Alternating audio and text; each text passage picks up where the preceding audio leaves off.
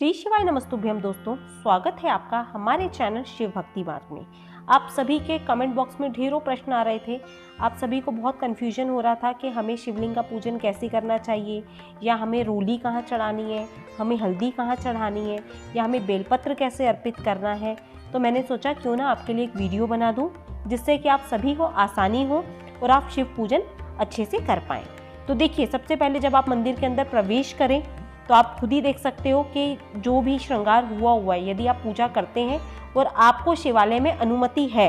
देखिए, किसी शिवालय में, शिव मंदिर में अनुमति होती है कि आप श्रृंगार को उतार सकते हैं, किसी में अनुमति होती है कि आप नहीं उतार सकते।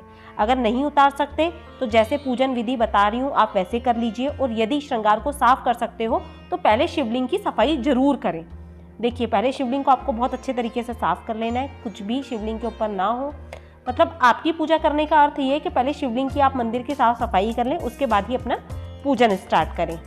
जो शिवलिंग की पूजा विधि मैं आपको बता रही हूँ, यदि आप पशुपति व्रत कर रहे हैं या आप कोई भी अन्य शिव जी की पूजा कर रहे हैं या आप रोज़ाना मंदिर जाते भी हैं, तो भी आपको किस तरह से पूजा करना है वो आज मैं आपको बता रही हूँ। सबसे पहले शिव जी को जल से स्नान करवाइए, और जल ध्यान रखिएगा अपने घर का होना चाहिए। मैं आपको हमेशा बोलती हूँ मंदिर का जल ना लें, अपने घर से तांबे के लोटे के अंदर आप जल लेकर जाइए।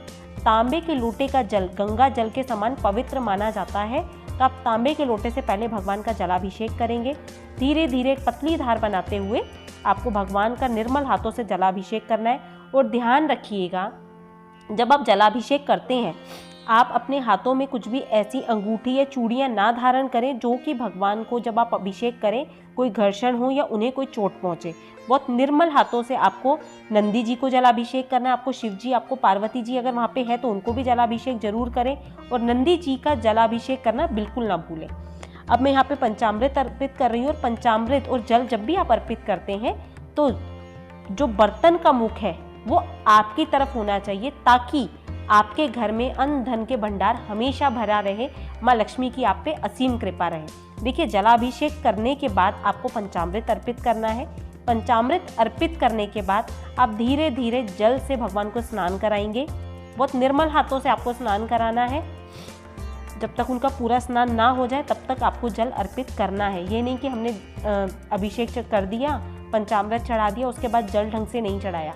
देखिए, आपका अभिषेक तभी पूर्ण माना जाता है जब तक आपके द्वारा चढ़ाई गई अभिषेक की जो भी सामग्री है वो पूर्णता साफ ना हो जाए। क्योंकि ऐसा नहीं कुछ भी छूट गया और हमने भगवान का श्रृंगार करना स्टार्ट कर दिया। आपको ये नहीं करना है। आपको जल चढ़ाते चढ़ाते भगवान की अच्छे से सफाई कर देनी है, शिवलिंग की साफ सुथरा उसे कर देना है। करने के साथ साथ थोड़ी सी मंदिर की स्वच्छता का भी ध्यान रखिएगा। ऐसा नहीं कि आपने तो अपनी पूजा पाठ कर ली और मंदिर में जो भी गंदगी फैली आपने उसे छोड़ दिया, तो ऐसा ना करें। मंदिर में अभिषेक करने के साथ साथ पूर्णतः सफाई भी करते। गणेश जी, कार्तिकेय जी, अशोक सुंदरी जी के स्थान पे आपको जल अर्पित करना है। अशोक सुंदरी शिव जी की सबसे छोटी बेटी है।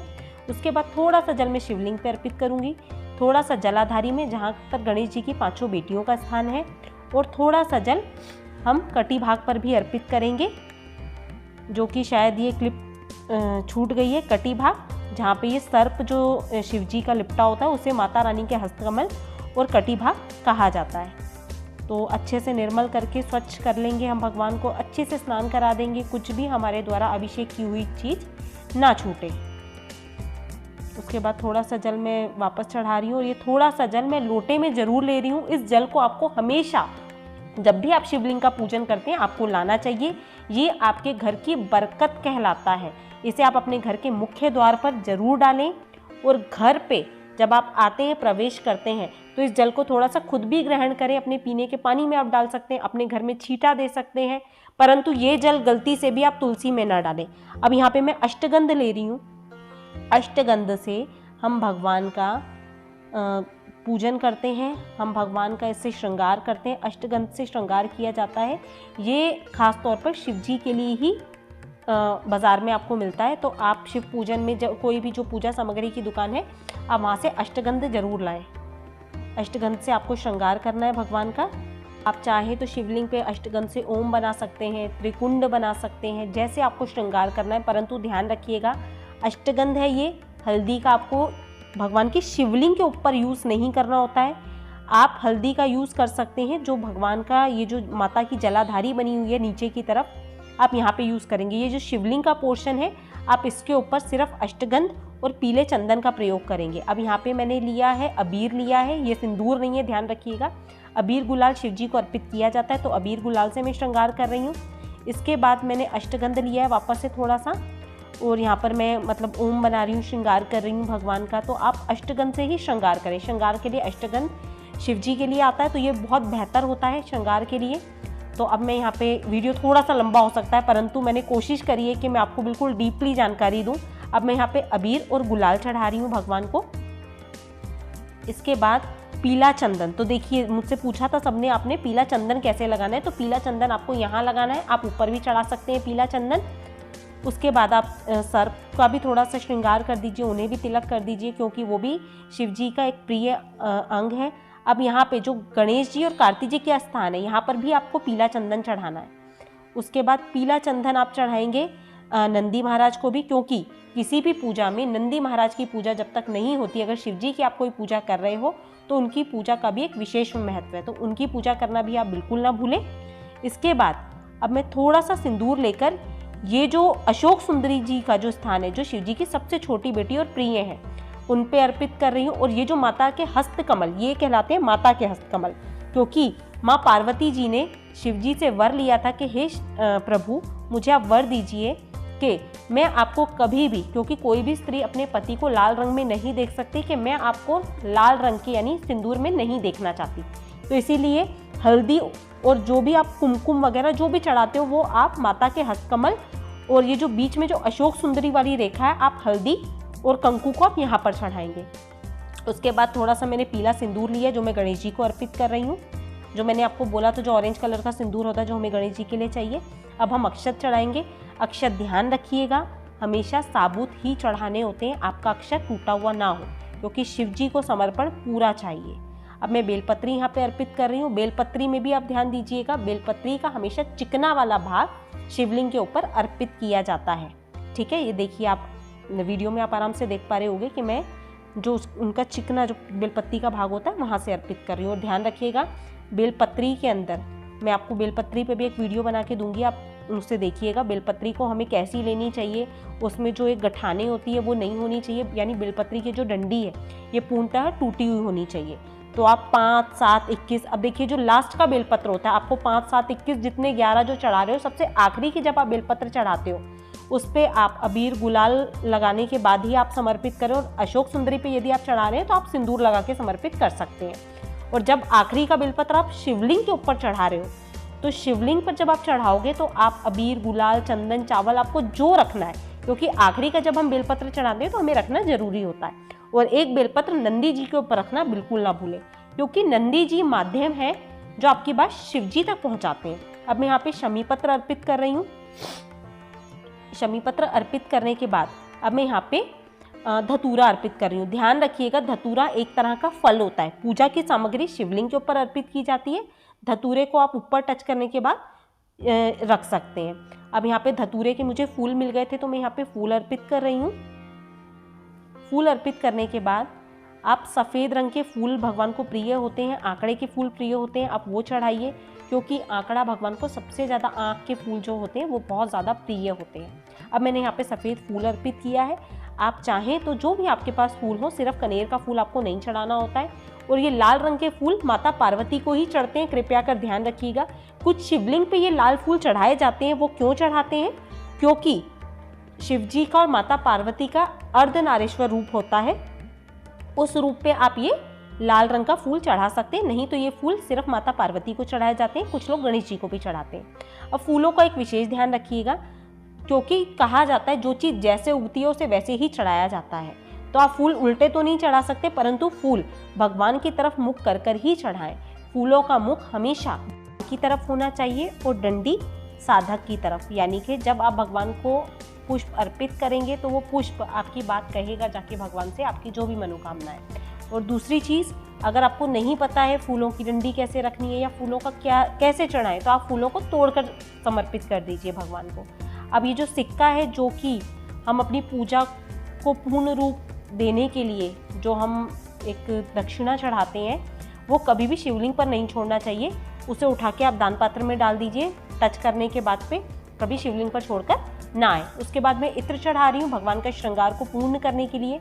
देखिए, अगर आपके पास इत्र है तो आप चढ़ा दीजिए, और अगर आपके पास नहीं है तो आप नहीं भी चढ़ाइए, कोई बहुत विशेष जरूरी नहीं है। मेरे पास था तो यहाँ पे मैं अर्पित कर रही हूँ, क्योंकि भगवान को सुगंध बहुत प्रिय होती है, इसलिए मैं यहाँ पे इत्र चढ़ा रही हूँ। इसके बाद अब मैं यहाँ पे थोड़ा सा, जैसे प्रसाद मैंने चढ़ाया, सारी चीज़ें कर दी, उसके बाद अब मैं यहाँ पे दीपक प्रज्वलित कर रही हूँ। देखिए, दीपक का एक विशेष ध्यान रखिए। कई बार हम बाती तो अपने साथ ले जाते हैं, हम घी की बत्ती भी ले गए, हम सारी चीज़ें अपनी ले गए, पर हम कई बार गलती करते हैं कि वहाँ जो मंदिर में दिए रखे हैं हम उसी में अपनी बाती लगा के दिया जला देते हैं। ये गलती आपको नहीं करनी है। इससे क्या होता है, मान लीजिए दिया जो जला के गया वो ठंडा हो गया, आपने उसी के दिए के अंदर अपनी बाती लगा दी, तो यानी कि पूरा पूजा पाठ आप कर रहे हैं, पर आपके दिए का जो फल है, जिसके दिए में आपने बाती लगाई, वो उसे चला जाता है। तो हमेशा कोशिश करें अपना ही दिया घर से लेकर जाएं, अपनी ही बाती लेकर जाएं, क्योंकि दूसरा कारण ये होता है, मान लीजिए आपने तो घी की बाती लगाई परंतु वो दिया तेल का हुआ, तो क्योंकि एक विशेष नियम है, अगर आपने वीडियो पहले वाला मेरा नहीं देखा तो मैं आपके साथ शेयर करूंगी कि अगर तेल का दिया है तो तेल की बाती लगती है, घी का दिया है तो घी की बाती ही उसमें लगती है। आप बातियों को चेंज ना करें। और दूसरी चीज़, जब आप पूरी पूजा पाठ कर लेते हैं, धूप बत्ती लगाने के बाद जब आप दीपक लगाते हैं तो दीपक को डायरेक्ट ज़मीन पे ना रखें। वो क्यों? एक तो आपके दीपक का पूरा फल जो होता है वो धरती माता में समाहित हो जाता है, दूसरा धरती को आघात भी पहुंचता है। तो आप अपनी दिया बत्ती, जो भी आप आरती करेंगे, जो भी पूजा पाठ करेंगे, उसके बाद जब आप दिया जो आपको लगाना है वो उन फूलों पे रख दीजिए, अक्षत पे रख दीजिए। कभी भी दिए को ऐसे आपको खाली नहीं रखना है, थोड़ा ध्यान दीजिएगा। देखिए, छोटे छोटे नियम होते हैं, पर इन नियमों का बहुत विशेष महत्व होता है, क्योंकि मैंने बहुत से लोगों को देखा है ये कहते हुए कि हम बहुत सालों से भगवान की पूजा कर रहे हैं, हम बहुत कुछ कर चुके हैं, अब हम थक गए हैं, भगवान हमारी क्यों नहीं सुनते हैं, या बहुत सारी बातें आप ऐसी कहते हैं जो कि मन को लगता है कि नहीं, आप पूजा पाठ कर रहे हो तो फल क्यों नहीं मिल रहा। उसके बाद थोड़ा सा जल लेकर शिवलिंग से अपनी आंखों पे जरूर लगाइए, ये बहुत शुभ माना जाता है। उसके बाद आप भगवान को छूकर 3 बार भोलेनाथ का गान जरूर करिए। जैसे हम बोलते हैं कि एक भगवान के प्रति जो एक हमने अपनी श्रद्धा के लिए जो हमने पूजा पाठ किया उसे संपन्न माना जाता है। और जलाधारी को छूने से ये लाभ होता है कि माता के हस्तकमलों से आपके भी हस्तकमल मिलते हैं, तो इसीलिए हस्तकमलों को माता के छुआ जाता है, जो कि बहुत शुभ होता है। उसके बाद बस आपकी ये पूजा संपूर्ण हो जाती है।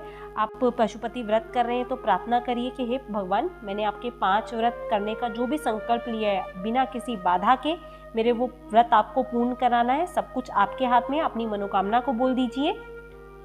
ये विधि होती है, अगर आपका व्रत है या वैसे भी अगर आप शिवलिंग का पूजन करने जा रहे हैं तो आपको इस तरह से शिवलिंग का पूजन करना चाहिए। अगर आपको शाम में पूजा कैसे करनी है उसका वीडियो अगर आप देखना चाहते हैं तो मुझे कमेंट बॉक्स में कमेंट करके बताइएगा, तो मैं शाम की पूजा कैसे की जाती है उस पर भी आपके लिए एक वीडियो बना दूंगी।